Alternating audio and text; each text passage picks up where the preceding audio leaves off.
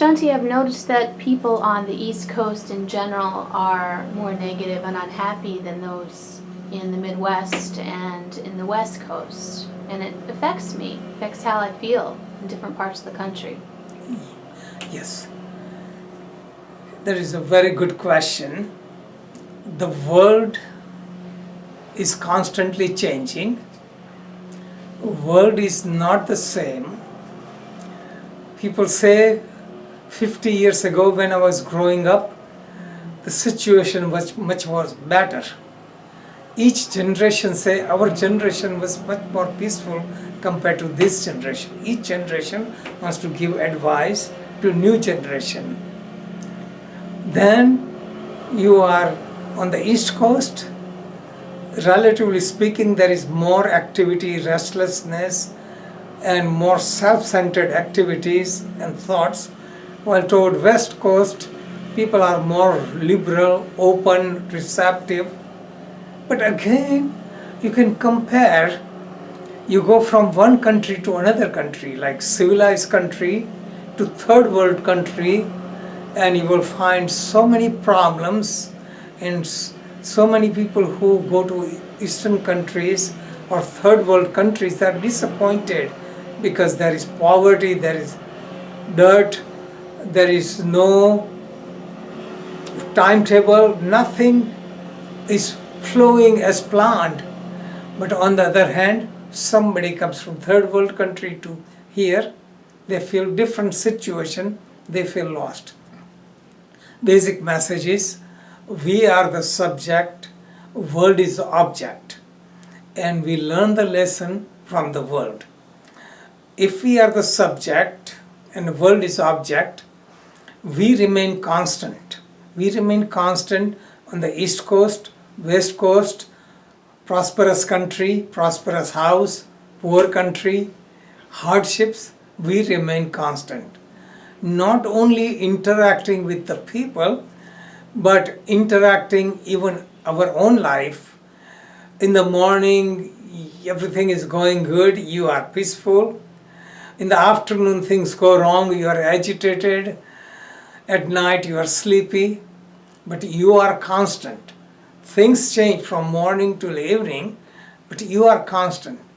And that is where we need to focus on, because if we are influenced by the world, we will be miserable and suffer all the time.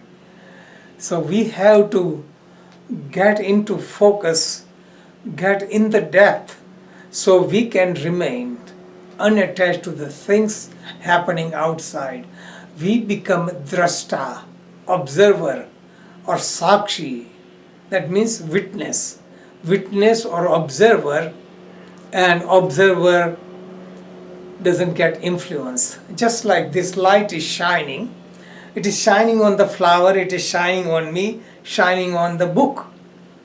But flower doesn't change, I don't change, this doesn't change.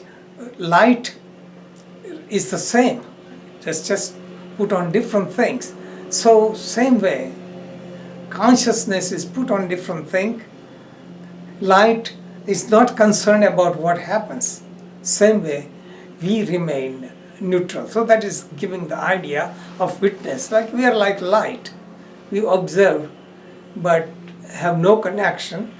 But whenever we are attached to anything, then it influences us. All our disturbances come from duality. Duality is I and you. I am interacting with the world. I and you, that is the mind. I and you is likes, dislike, gain, loss, honor, insult. All this attachment comes from duality. So if we let go of duality, then we become peaceful.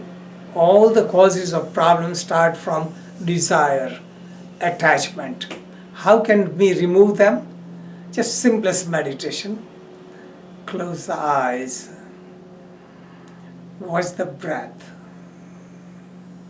Let the breath become slower and quieter. When breath becomes quieter and slower, mind slows down.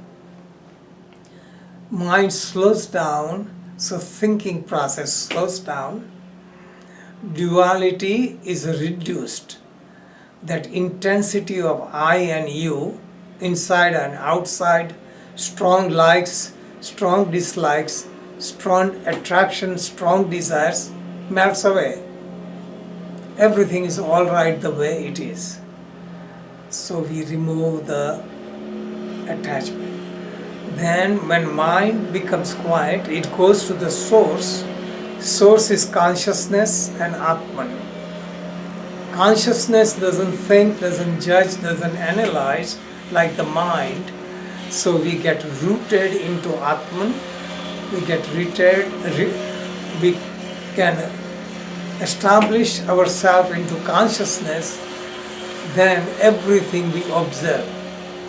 As an observer, you don't judge or say is right or wrong, good or bad.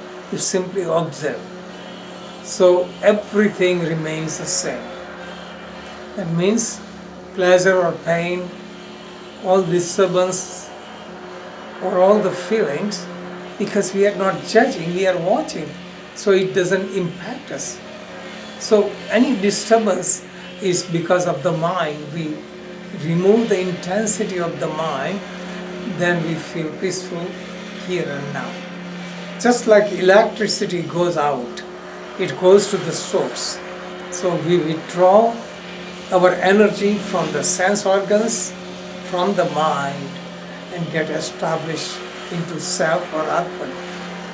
This is the basic teaching of yoga. This is the basic teaching of great masters. Thou art that. You are the co-creator of your destiny. The world doesn't exist. It is only projection of your being. So whatever disturbs us is our projection. When we remove the projection, we find peace, which is our basic nature. So just remain still. So mind is restricted to the breath. Don't control it. Don't try to stop the thoughts. Just observe. Remain as an observer so that everything that happens doesn't touch you in any capacity. Practicing this regularly, we build up the inner strength. Inner strength we consider like solid rock. Small pebbles move with the wind, but big mountain remains unmoved. So we become like a strong rock, mountain, so that all the winds of likes and dislikes, the changes in the world, stimulation of the senses, nothing touches us. Though it is difficult, but it is attainable. Just realizing the problem is not outside. Problem is there, but it becomes our problem only when we connect with it. We cut the string, then we are free from the problem. We have attachment to our body. We let go of the attachment, then all the things happening to the body won't touch us. Then connection with the world and people, we break the connection, whatever they do, it won't touch us. Only time we are attached, we are influenced by that. Once we understand this basic concept, the meditation becomes easy. Meditation is to withdraw from the world and get rooted into the self. Find the joy of the self by self itself. Not relying on any stimulus from outside for finding happiness. Happiness is our own nature. And this is the basic teaching that we can practice. Jai.